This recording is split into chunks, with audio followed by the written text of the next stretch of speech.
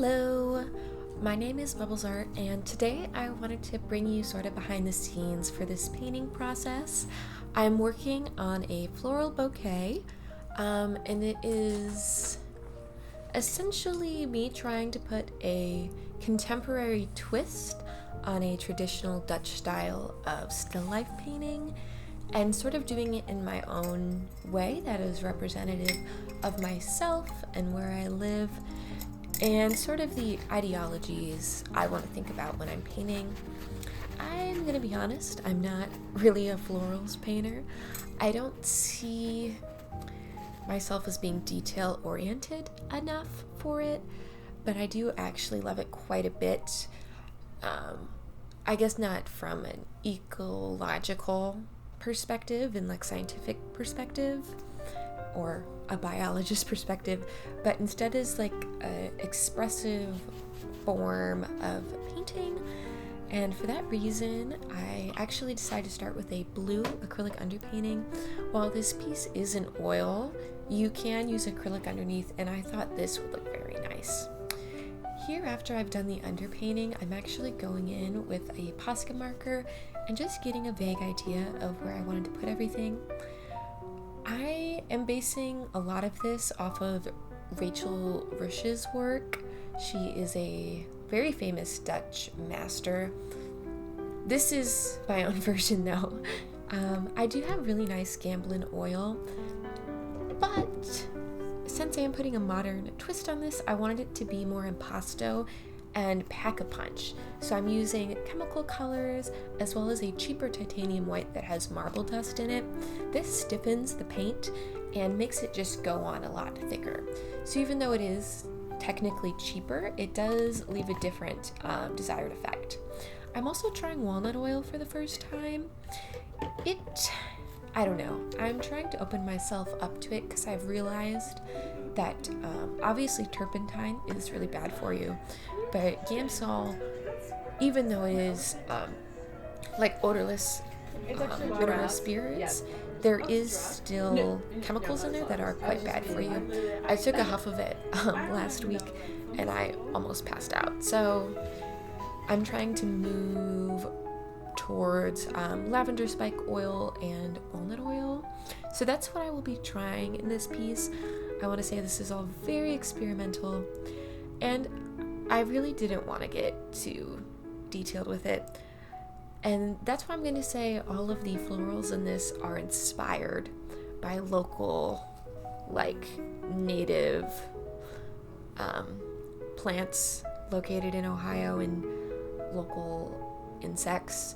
But I do not care enough, or I guess I'm not skillful enough to make the proportions and make all the colors perfectly match and get all into the details, because really when I'm painting, I want to have fun.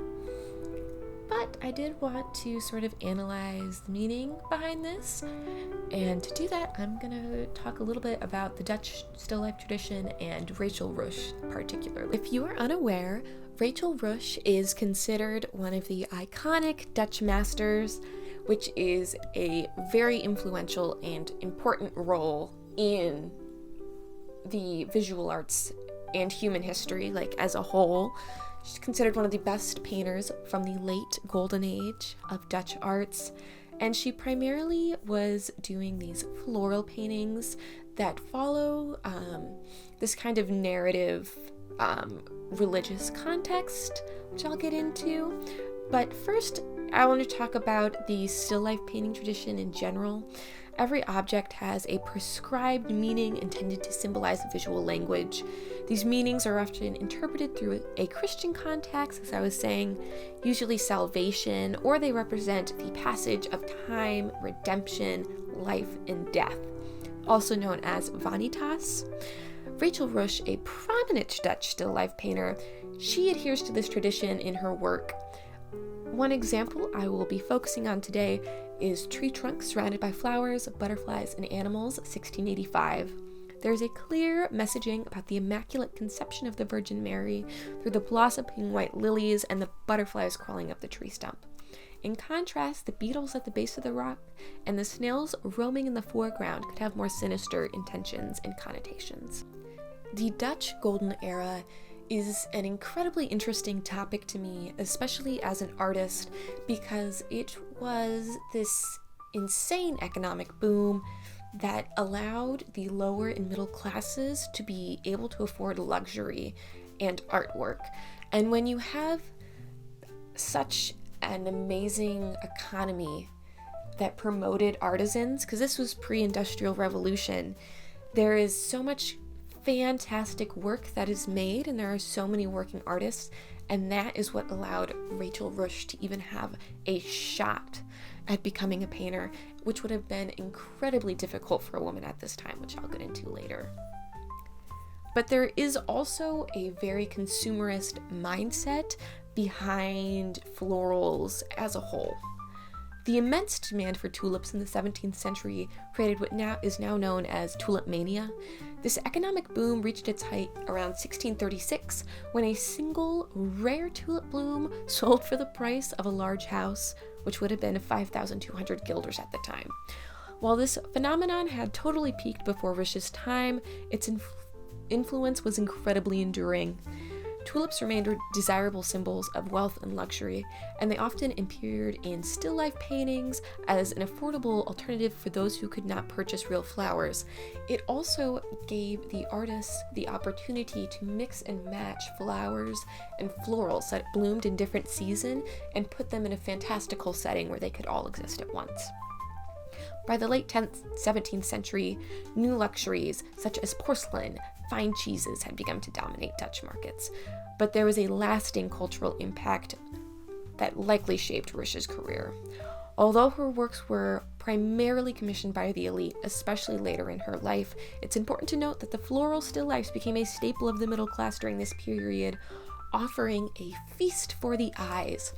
And what I found so interesting about this is, obviously, real florals are ephemeral, so it's interesting because Ruysch is immortalizing something that dies and putting them in these fantastical contexts, but also the idea that someone would spend the price of a large house on just one flower really says a lot about consumerist culture and capitalism, and how quickly we'll focus on random things like Dutch tulips, which are still a fine commodity today and are a very important part of Dutch culture.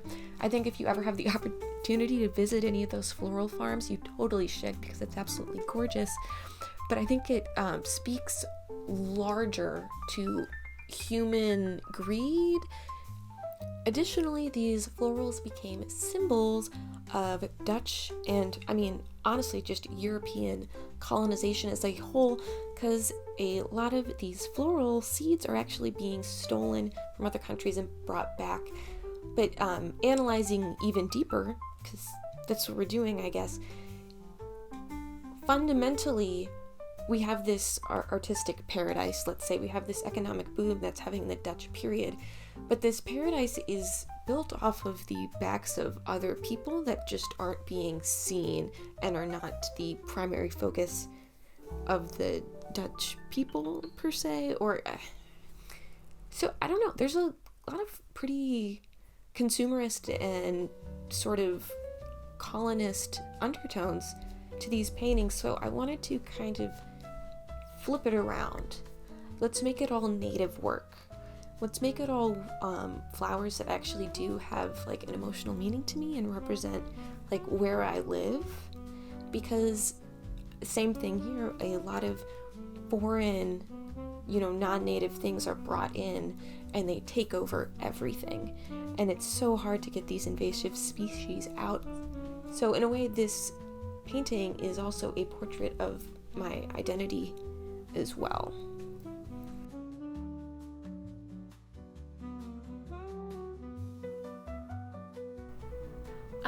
Another theme I want to highlight with this is not only did Rachel Ruysch have two boobs, she also had one vagina, and this was her career.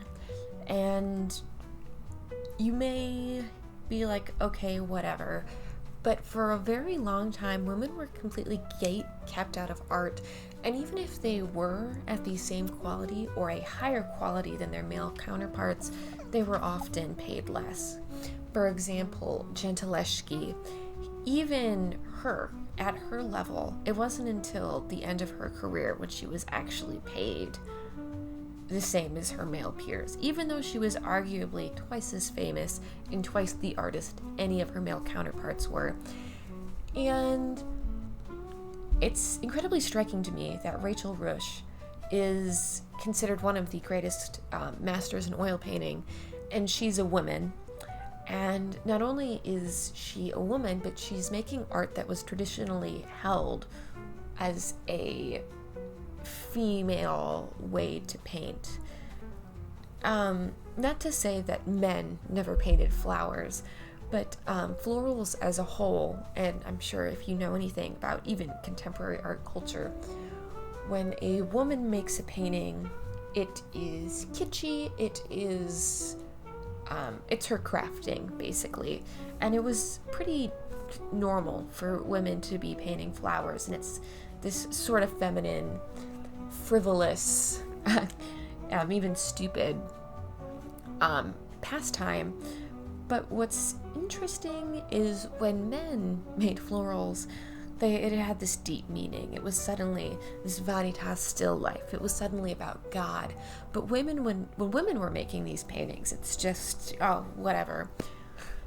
So, in comparison, seeing Ruysch as a master, but also a very rich, like, very prominent figure in the painting community it's beautiful in a way. And I would encourage you to look at her work after this video if you get a chance, because the quality and the level of detail that she puts into these is insane. But later in her career, once she was in her 40s and 50s, she only had to make one painting a year to provide for herself and her whole family. So it's interesting to think about in that context, but also what she was doing, not what I'm doing here. It was incredibly scientific and very focused in entomology. All of the bugs in her works have meaning, but also just on a botanical level as well.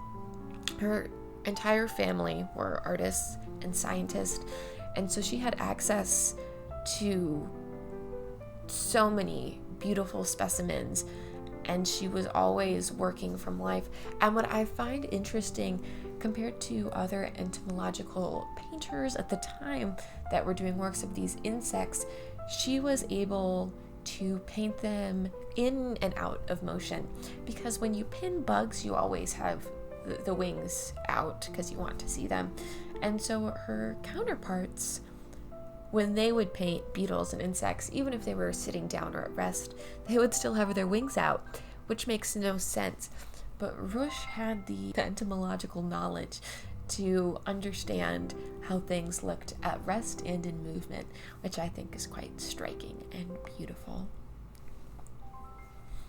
To crisscross applesauce, back to the beginning of this video, I think there is a lot of, a nice variety of contemporary techniques I used in this painting. I have a difficult time with the fact that I can't go as detailed as I want, just because I don't have the patience or the technical skill to go that deep into it. But also, I'm normally like a portrait painter or a figure artist, so this really put me outside of my comfort zone, but I feel like I learned so much about texture and just playing with that thick impasto paint, like I was saying at the beginning. Also, just going back in with the palette knife and scratching away at stuff to see what fun, beautiful blessings are underneath it, because I don't always remember what I have underneath. And it's just so fun. I really did enjoy the making of this project, even though it was difficult because it's not mainly what I focus on. But I did have like a couple of really beautiful eureka moments in this, because simultaneously I'm working on a lot of other stuff. Oh, hi, me. Hello. Hi. Oh, hi. Okay, yes.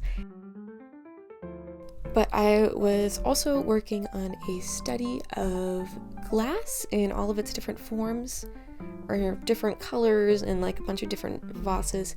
And so I did a study of these glass jars, And then right after I did that, I realized, oh, I can make this vase transparent, even though I have no idea what that would actually look like in real life, because I was just kind of collaging all of these photos together in my head. And then this is what came out of it, and I think that's quite lovely, because this isn't my main thing, but I kind of enjoyed the process, and I'm just going to give it to my grandma, and it's going to be perfect. She's going to love it.